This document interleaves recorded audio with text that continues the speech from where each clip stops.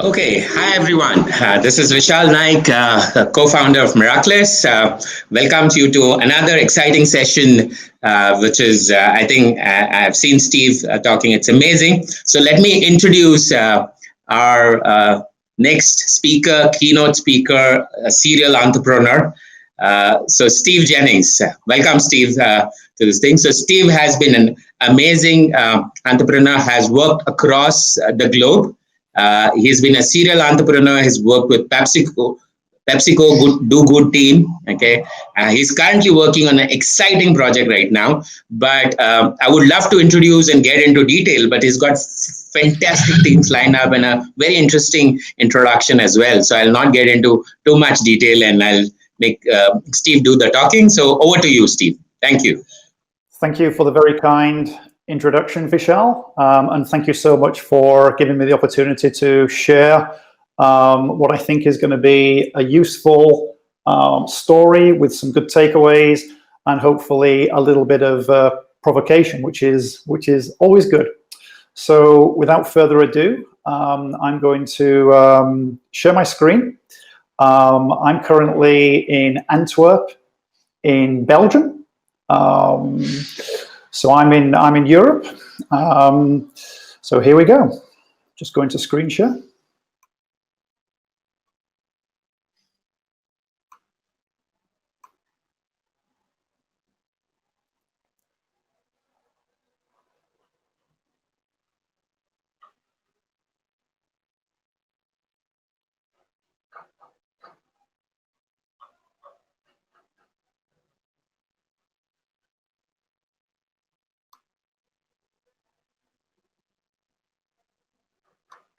Okay, just making sure everybody can see my slides. It may just take me a minute or so now just to make sure that the slides and my screen can be seen by everybody.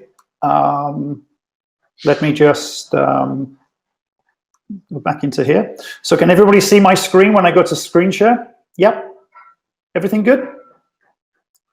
Great, okay, going back to screen share and let's do this.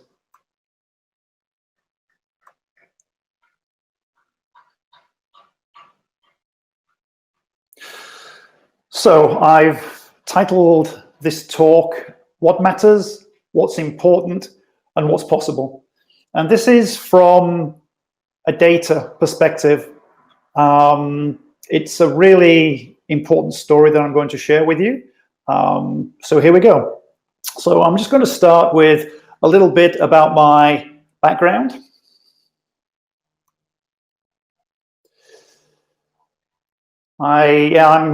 I'm not a young guy, but I'm very, very young in my heart. I still feel the same way that I did in my 20s. So I began my career at BP, training to be a chemical engineer. Went through an incredible journey that took me far away from chemical engineering to Lloyd's TSB. Founded a nutrition company called Maxim, which became quite big and was acquired. I then got on the radar of PepsiCo, spent some time at PepsiCo, as Vishal said. I was one of the founder members of their Good For You nutrition platform. That took me to the USA. From there, I founded a foundation in the USA called Ziosi, which was all about empowering youth, which was an amazing adventure, the next generation of change agents. From that, I developed, with a really good team, a complementary currency platform based on calorie transfers, which was really good. That then got me an opportunity to be entrepreneur in residence at Lund University in Sweden, which was something I never envisaged would ever happen in my lifetime.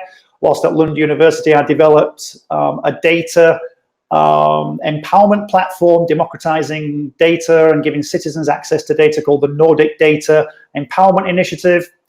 That then took me to a new venture, which I co-founded with a lovely Canadian lady, a remarkable Canadian entrepreneur. And we worked with some really amazing companies, Lego, IKEA, Unilever. It was an amazing thing to do.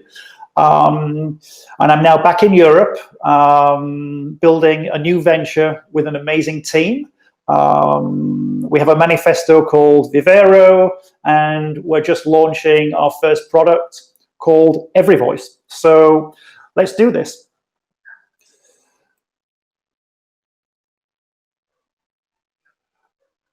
So, oops. So the red thread that runs through my life isn't what I've just shared with you. They're parts of my life, and they're a big part of my life. I look at them as stories, but if there's a single red thread that runs through my life, it's the bicycle. It's my freedom tool. It's where I do most of my best thinking. I'm a former professional racing cyclist, and the bicycle, when people say to me, how do you come up with these ideas and do what you do? I always refer back to the bicycle. That's where much of it happens, not necessarily in windowless rooms with whiteboards, doing business model canvases and using all of those tools and methodologies. I have quite a different way of working when it comes to thinking, developing ideas, and even assembling teams of people around those ideas.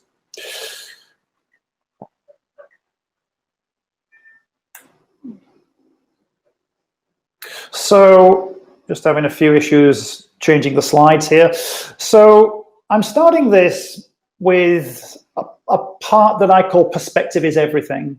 And you'll understand why this is the kickoff as I kind of frame perspective in the context of 3 other sections that I'm going to share with you.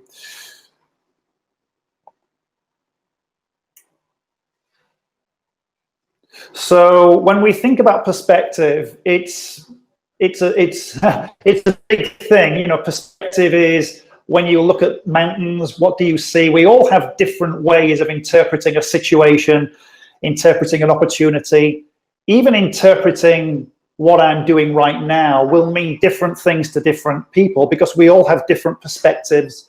We all have different worldviews. We all have different things that matter to us. We all have different priorities, because we're all human and we're all individuals.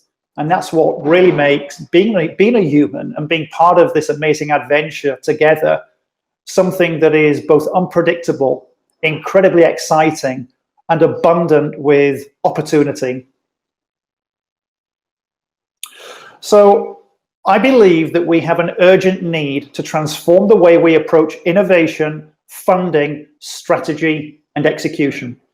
And this has never been more clear in my mind as it was and still is during what is known as the pandemic, the COVID-19 pandemic, which has really created a great deal of uncertainty and chaos amongst billions of people. It's touching all of us, but it's also created a lot of new thinking, because we have to think differently and we have to continue moving forwards with innovation, our lives, and society.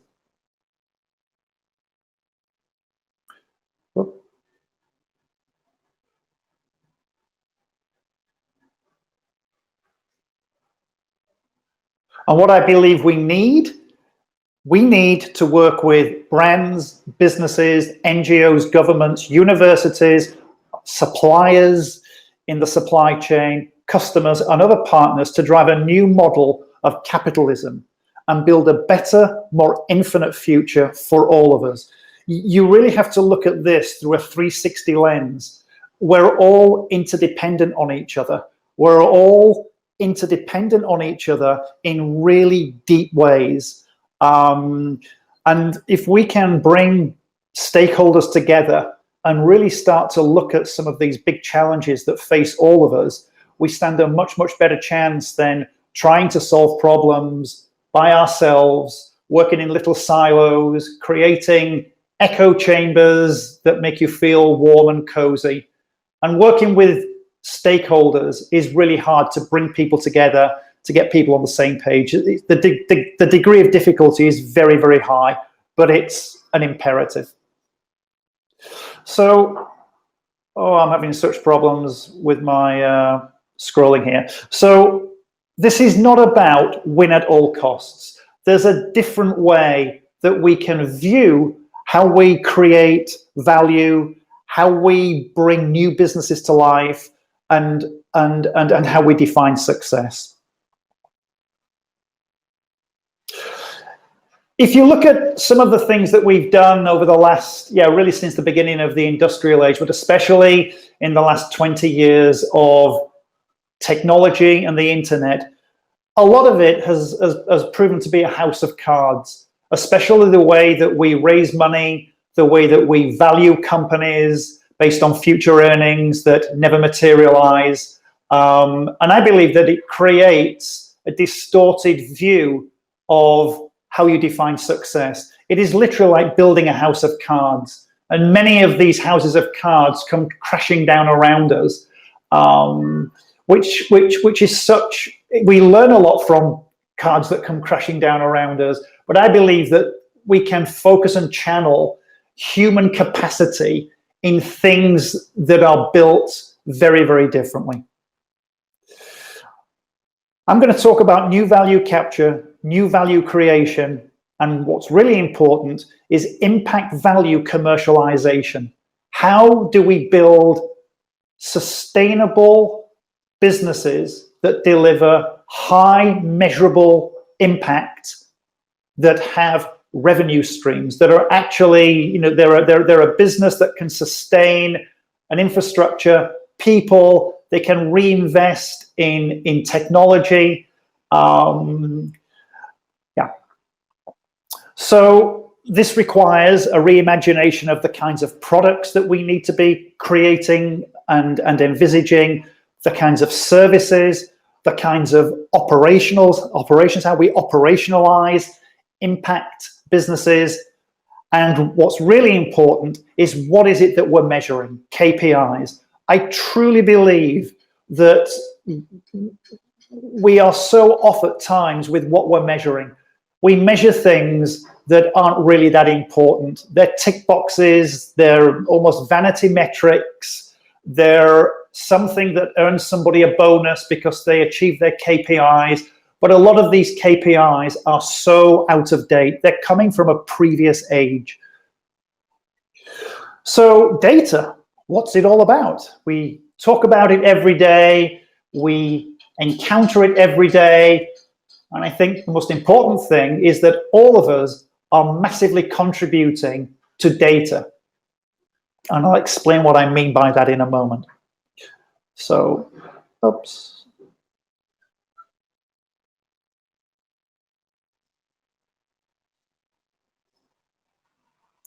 So, I believe that much of what we're searching for is right before our eyes. It's right there. You look out the window, you walk out of wherever you're living, turn first left, and it's quite remarkable if you take the blindfold off what you discover, the insights that you see. By immersing yourself in the real world, things start to make an awful lot of sense.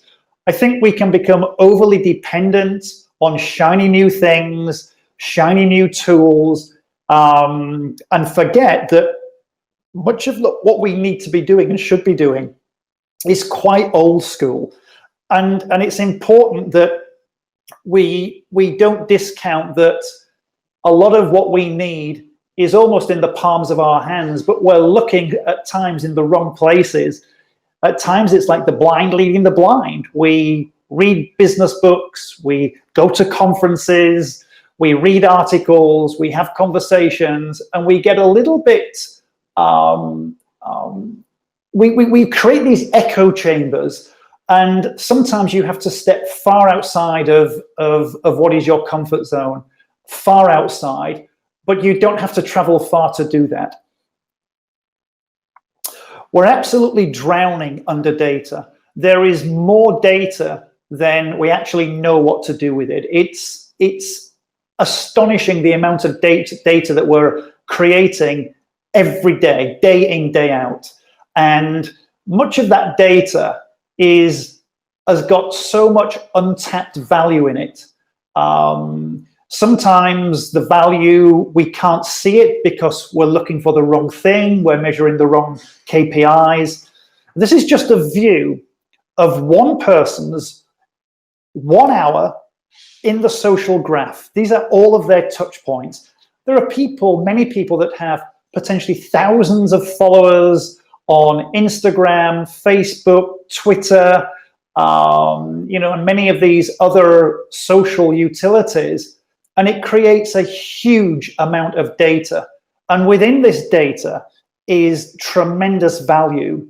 And what I believe is important is really understanding, one, what we're looking for, but two, how do we make these new discoveries that enable us to move forwards as a society, as citizens, as social entrepreneurs.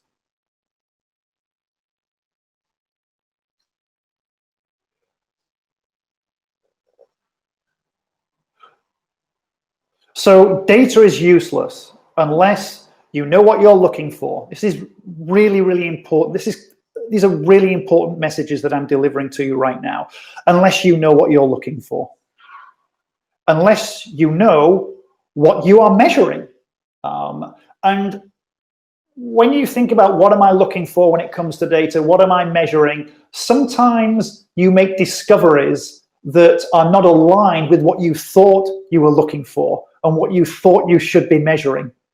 And ultimately, it comes down to having a really good sense of how you are going to use it. What is the data going to be used for? Why do you need it? What are you looking for? And then how are you going to implement those insights in ways that are actionable and deliver real measurable impact? So what does this all mean? It means taking a fresh approach to modeling data.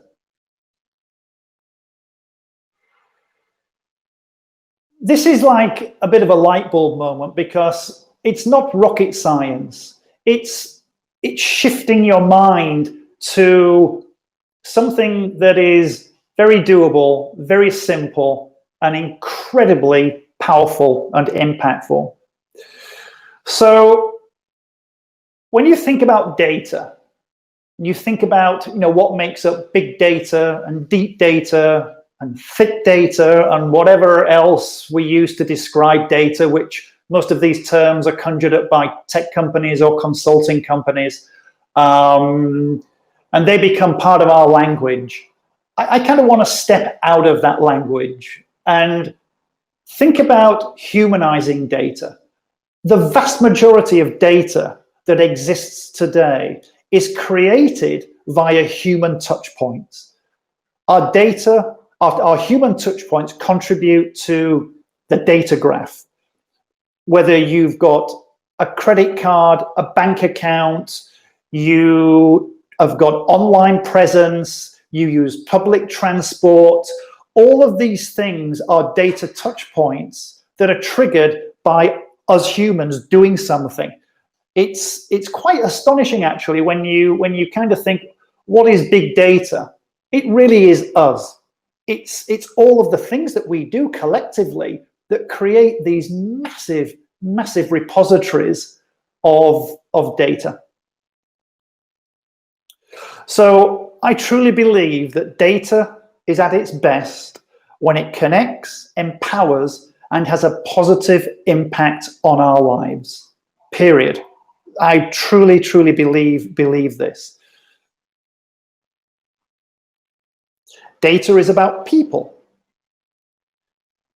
Insights are about life. So if you look at this map and you look at these hotspots over India, this is life. These are human hotspots. These are cities. This is where people live. This is where people transact. This is where people love. This is where people are educated. This is where some of our great thinkers live and work, the educators. And that's life. You're looking, if you look at satellite images or images that are taken from the International Space Station, especially at night, and you're looking down on these glows, that's us. That's life. And insights really are able to bring our lives to life in incredibly new ways. Prediction is about the future, and this is where it gets really interesting, because once you have a shift in your thinking about why do I use data, what is data, what am I looking for, you can really then start to model around prediction. And prediction is where you have the opportunity to create your competitive advantage, to be one step ahead of the market, to see things on the horizon that are coming but might not be as clear to you as you need to be. It's really, as a business person, an entrepreneur, an educator, it doesn't really matter what the walk of life is or your profession. If you have the tools that enable you to predict, you can do remarkable things. If you can predict tsunami, earthquake, pandemic, as a society, we can make provision. If we can predict accurately the melting of the ice caps, which is happening, and what that means to sea level rise, and what that means to our great cities that are built right next to these on these floodplains that are next to oceans, but we're able to manage the floodplains, we're able to protect people, maybe even moving hundreds of millions of people to different geographies. So prediction is really, really important. It's arguably where a significant amount of the value resides within data. So I believe that prosperity is defined by solutions to human problems.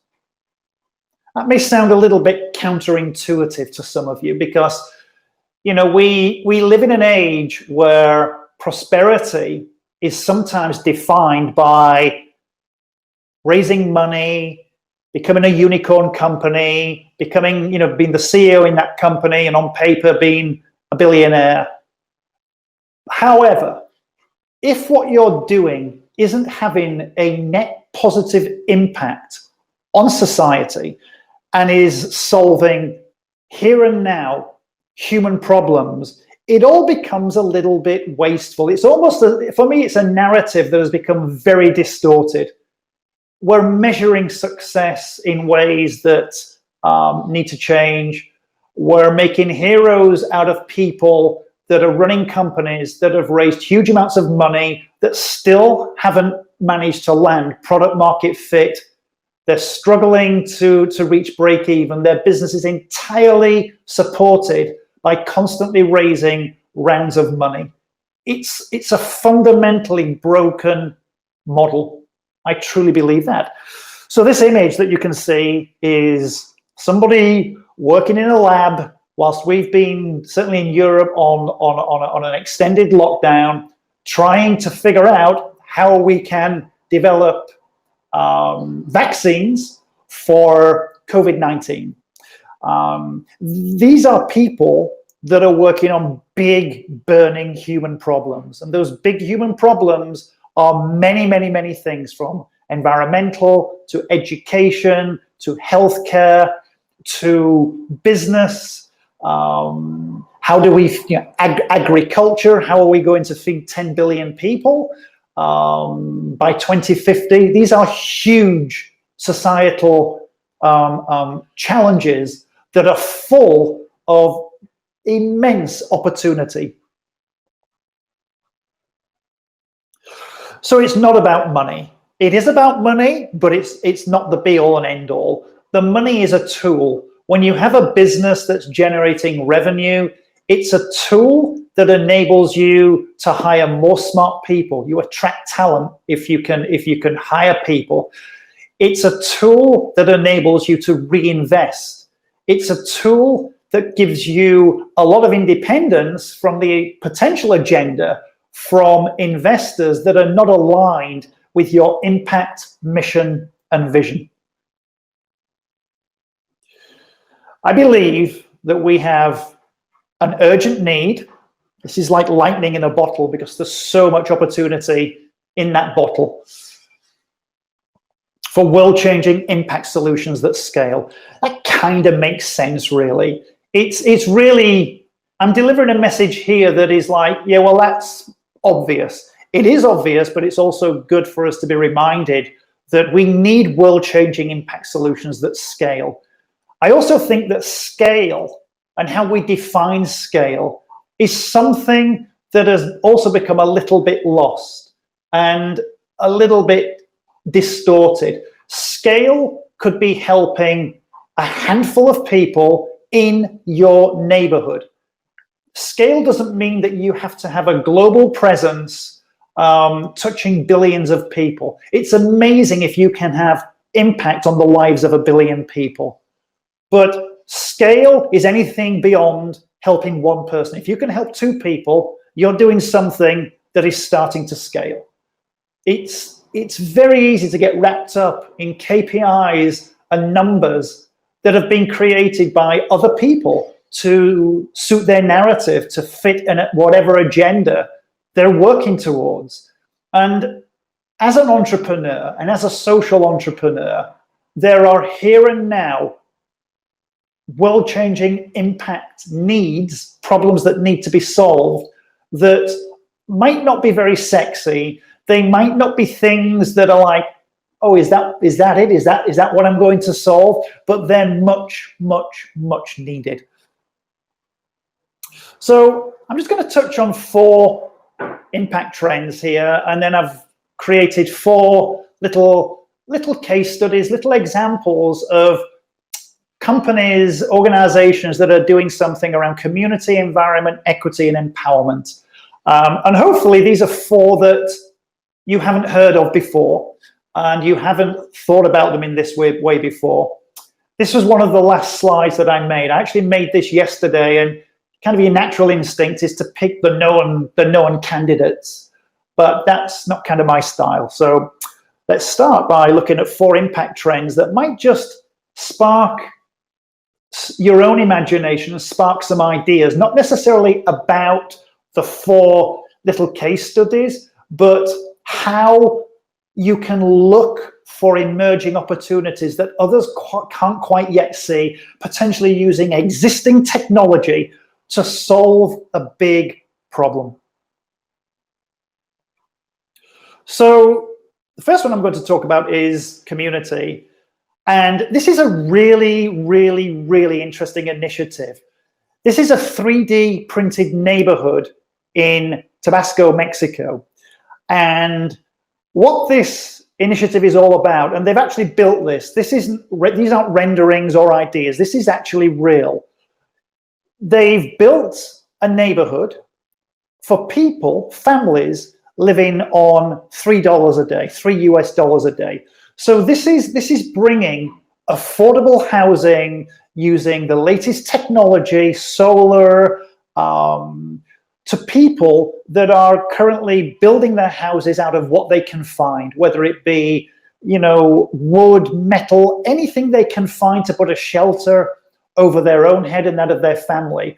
So this organization has developed a simple technology using 3D printing. We've seen lots of examples of buildings being 3D printed, but they're focusing on those that have a very, very great need. And the image here is of the neighborhood that they've created. And they've built these houses. It is a social experiment. And, you know, it's showing what's possible, how to create living spaces that enable people to thrive, that enable people to experience that process of leveling up. So the second one is environmental. This is a really interesting technology from the Netherlands. It's using bubbles to separate trash, primarily plastic garbage, from rivers.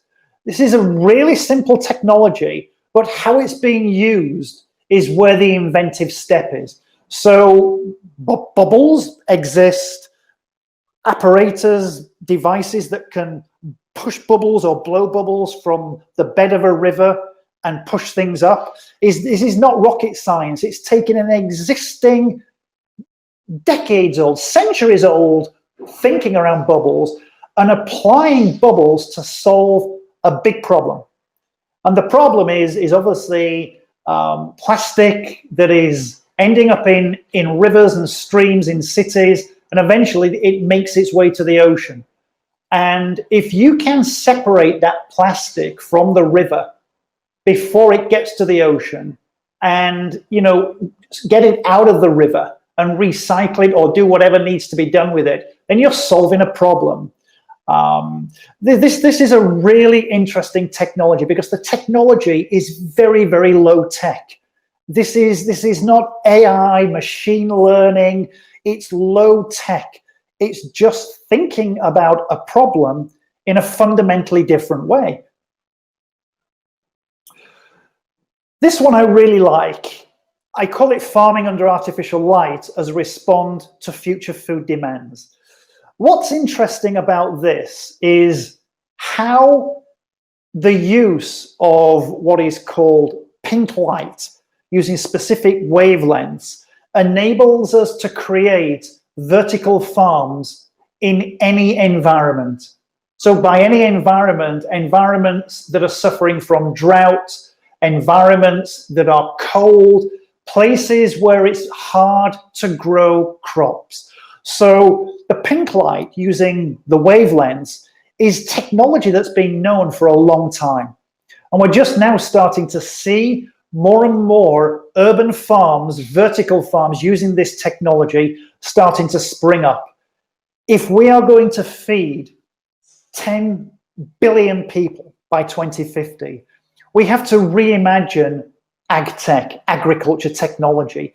We have to get close to people. We have to be able to grow produce, fruits, vegetables, and anything else close to where people live, to cut down on flying avocados from New Zealand to Europe, to cut down on logistics and supply chain, and also to maintain freshness, quality, and ensure that the price point is super, super affordable. The final one is one that is really interesting, especially in the context of what we're doing. Triodos are a Dutch-founded bank. They were founded quite a long time ago, a few decades ago, on the principle of triple P, people, planet, profit. They were kind of ahead of the curve. And what Triodos are doing is they're a hyper-transparent bank, and they only make ethical loans. So ethical loans is making, they're a bank that's focused on social entrepreneurs, businesses that are delivering impact, businesses that are on more than a journey, an extractive journey just to make money. Making money is important, don't get me wrong, it's super important, but there is more when you look at what we're doing through a 360 lens. So Triodos have carved out this position out of the Netherlands, and they're growing very, very quickly. Especially now, there's a, Triodos they were ahead of their time. Their time has now come. So as a bank, they're getting a lot of traction, which is good. And banking needs to step up its game. And this isn't about fintech and about whether banks are using blockchain and whatever the heck else they're working on. It's about taking a step back from your business model, why you do what you do, and asking yourself the question, are we relevant for society's needs as they are today? Are we relevant? Or are we hanging on to an old model whose time has been and gone? And that's hard for a lot of legacy businesses to acknowledge that their way of doing things is not aligned with the way that we need to be doing things. So what exactly are we measuring? Which is the great question that I ask myself frequently, daily. What are we measuring? Why do we do what we do? What is it all about? We're beyond thinking about purpose, circular, sustainability. And I truly believe that the word that captures probably better than any other why we do what we do is the word impact. You can apply impact to almost anything in your life. As a school teacher, you want to have a positive impact on the lives of the people who you are transferring knowledge to, who are the future business people, the future educators that are growing up with a fundamentally different worldview. So impact is a word that I think we need to use more. We need to make sure that the context of how we use impact is used very carefully. Otherwise, it will just end up being like many other similar words that get lost in a narrative, and the impact of that narrative starts to lose its impact, which sounds like a little bit of a tongue twister, but it isn't meant to be. So, as we know, we've always measured things. You know, even before we defined imperial measurement and metric measurement, we've always measured things. I caught a fish and it was this big. You know, we've used our hands to measure things. We've drawn lines in the sand. Measuring is key to what humans do. We like to be measured. We like to know how we're doing, whether we're scoring ourselves against our own challenges, or how do we compare to our peers? How do we compare to the overall market? So I believe that quantifiable impact outcomes, infinite value creation, and becoming better at being human are what we need to be measuring. I'm just going to repeat that. Quantifiable impact outcomes. Outcomes is the key word here. Impact's an important word, but so is outcomes. Infinite value creation. Not finite, infinite. How can we create something that is an ongoing journey? You may pivot your idea, but you're not doing it short term. I want to build a company and exit in 3 years. You have to shift your mind far beyond that. Far, far, far beyond that. It's about beginning an enterprise or an organization and wanting to leave something behind, creating a legacy, knowing that you may be the founder, but others are going to pick it up and go run with it, even when you're not part of it anymore. And I think we have to acknowledge that we all have to get better at being human, all of us. It's sometimes hard to accept that. What does Steve mean? It means not being afraid to reveal your vulnerabilities, not being afraid to let people know what you don't know, what you're afraid of, not being afraid to tell somebody that you love them, and to use words that are about empathy and emotion. Humans are highly emotional beings, highly emotional. It's why we're suffering from a huge growing epidemic around mental health, burnout, stress, depression. I believe part of it is because we don't reveal our true needs at a deep human level. And we have to get better at doing this, and we have to feel comfortable doing it.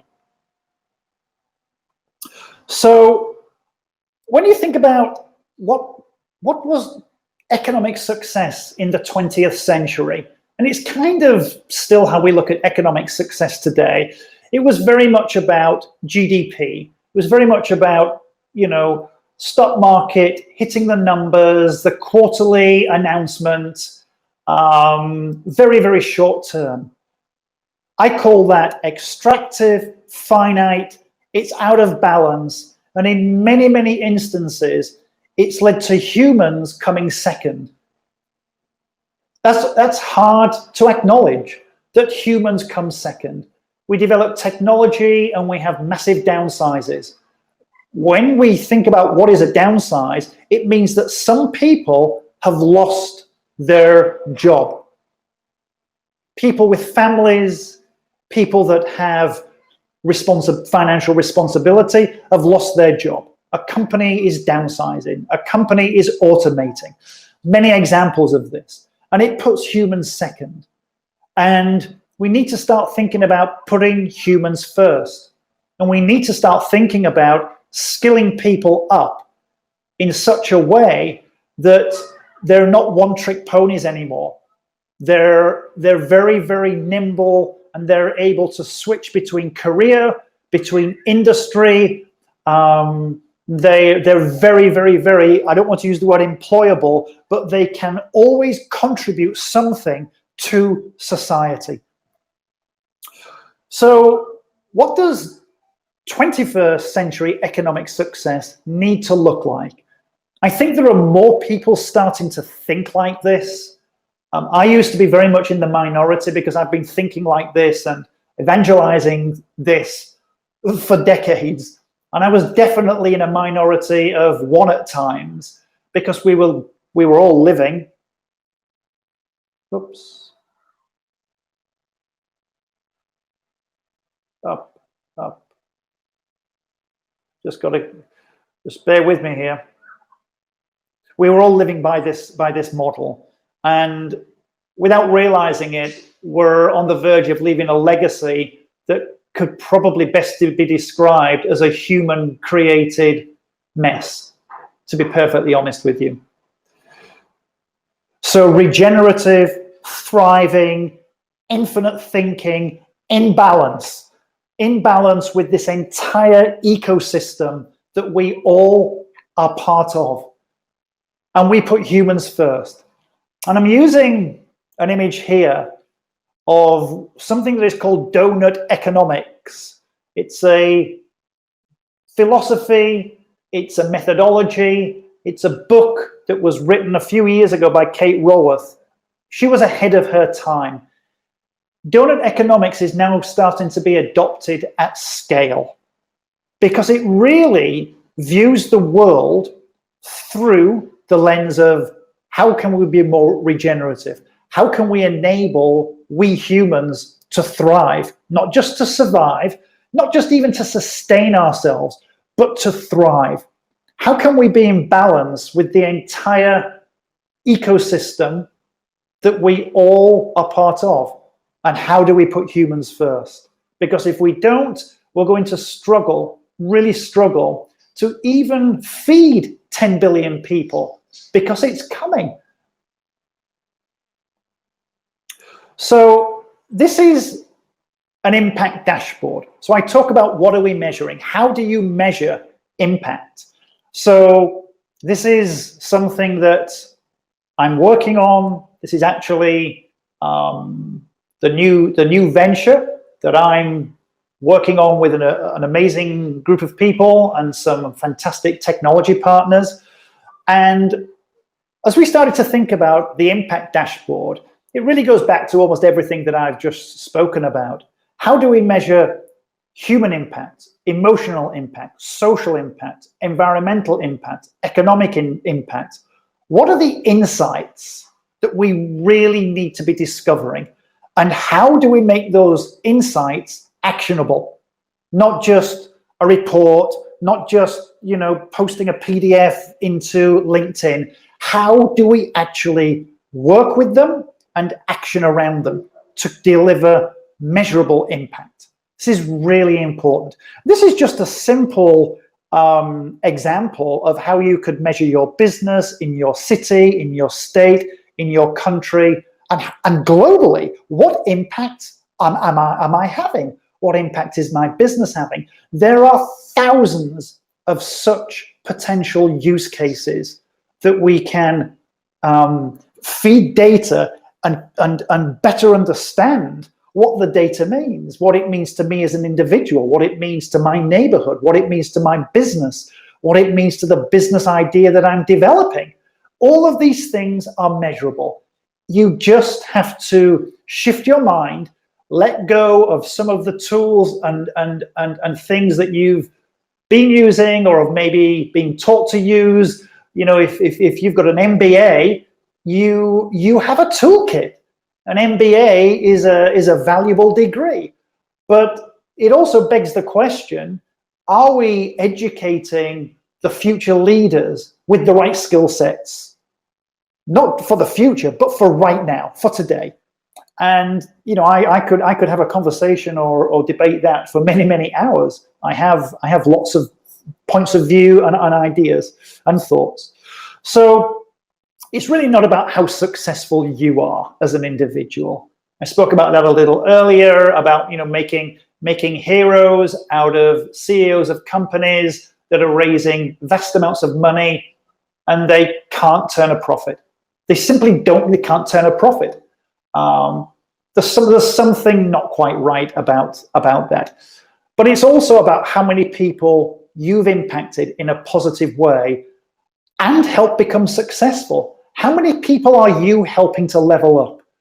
How many people on your team are you helping to become successful? Not just you as the founder or your leadership team, but everybody in your organization. You can do more to help others become successful. And by doing that, you become more successful yourself. We level up together. I really believe that what we really need is a radical change in attitudes and an impact business culture revolution. I truly believe this. And I believe that if we can frame impact in a way that people understand, businesses understand, people that buy products understand, let's call them consumers, really understand, young kids understand that it is about impact. And we really need to shift and change our attitudes. The narrative needs to change. The stories that are told need to change. There's an awful lot of conflicting stories today about circular, regenerative, sustainability. It's like it's all over the map. And we need to distill this down to a narrative that if somebody asks you, what do? You can explain it in what we call elevator pitch. You can explain it, and the person you're explaining it to can see themselves in that explanation. They can see themselves as a character in what you've explained to them. It requires people to do this, that are running businesses, to think in a different way. This is not safe. This is not, oh, I don't want to do that because, it's risky. It is about a revolution. And it's not being afraid to use language, because if you truly believe in something, and unless you're doing something that you truly believe in, why do it?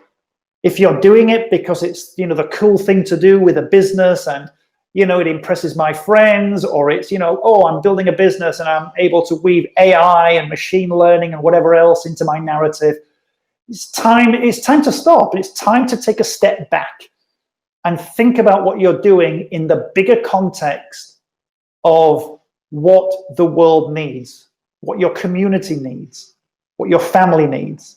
We have to be absolutely relentless in developing the content and the language that enables people to have conversations around impact that are real, that are meaningful, and that are contextually relevant.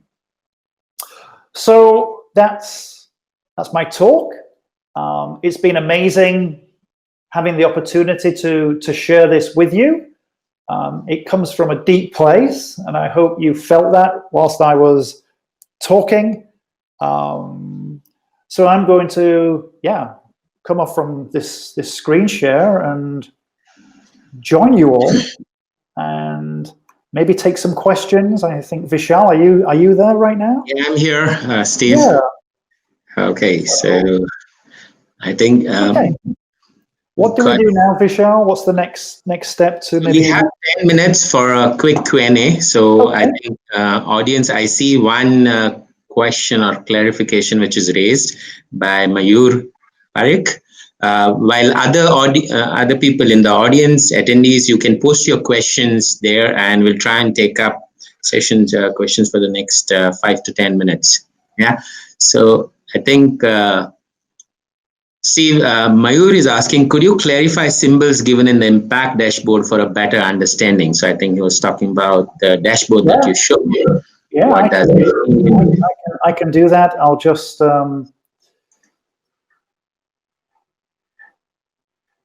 whoops, that's the wrong deck.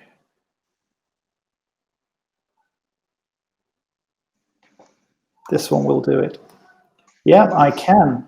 So yeah, so these symbols that you can, oh, on the impact dashboard, sorry. Yeah. So the symbols on the impact dashboard are generated by the data that's been fed into the impact dashboard. Those symbols could be anything. On the left side here, we develop, depending on the use case, we develop dimensions. So the dimensions are quite static, but the dimensions are specific to whatever the use case. The symbols that you see here, the icons that you see in the dashboard, they are generated by the data that's being pulled in, and then this is how we're visualizing it. So these are kind of placeholders, to be perfectly honest with you, but these are what we call dimensions, and we usually develop 7 dimensions for a specific use case. That enables to anchor that use case in a narrative to create the story outcomes. And a big piece of what we're doing is turning hard data into stories. Stories are really powerful. Stories are a powerful way of communicating messages, especially when you can see yourself as an individual or your business as playing a role in that story. You can see yourself in the story. So what you see here with the impact dashboard leads to stories. If you think of stories, the stories really are what anchor the recommendations that we're making. You have to put everything into a context, and people that are interacting with data at this level, they need to see themselves and their business in the context of the data. The best way to communicate anything is in the form of a story. We love storytelling. We love listening to stories, reading stories, watching movies that are based on stories. So this is a big piece of what we've developed. I hope that answers your question. Yeah. Okay. So the next question is about how should corporate be encouraged to create impact mindset? Currently, they are into profit maximization. So I think we spoke about impact value commercialization. So I think in the donut economic model, I think that's something we would like to. Yeah, and this is such. I'm really glad that somebody's raised that as a question, and I think this is where the tension lies when you are collaborating with big corporations. You realize that there is so much tension within that organization. You've seen from my kind of career journey, business journey, that I've had the opportunity to work with some very, very, very big companies. And what I will say is that the people that work within these companies are good people. They're just like you and I.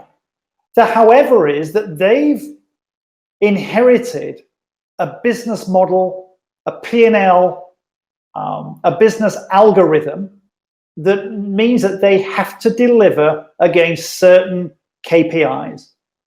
And for big companies, it's primarily hitting the numbers. You create a forecast, you present that forecast to either your investors or to the public markets, and then you have to deliver against that forecast. And if you don't, the value of your company drops. So it's this constant tension between public companies having to deliver based on the promises they've made to the market, which impacts their shareholders and the dividends that they're receiving, which impacts pension funds and so many aspects of our lives, which, it's hard.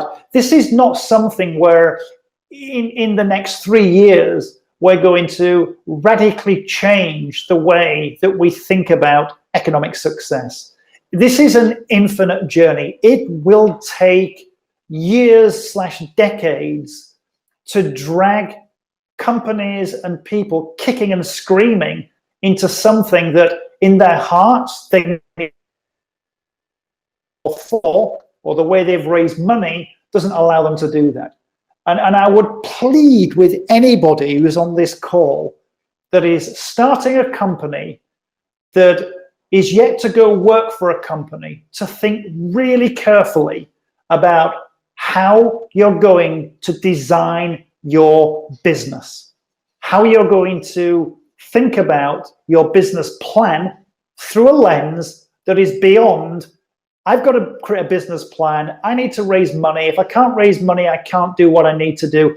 It's honestly, it's a narrative that has been created by others, and there is a different narrative that opens up a world of abundance and opportunity. I hope that answers the question. Yeah, I think that's a eye-opener for a lot of us to look at what you can really do with value commercialization, with the kind of problems that we have on climate change and air pollution. And I think what the model shows, I think these are not even billion, this could be $trillion problems, social problems that we can solve and look at a long-term impact. So yes. So Steve, we have another 4 minutes. So I'll quickly take one more question. I think one which has got more votes. So I think Deepak wants to know, in terms of while data and everything is available, but a lot of part of India is in the rural side of things, where capturing data is difficult, or in some cases not possible, or very minimal.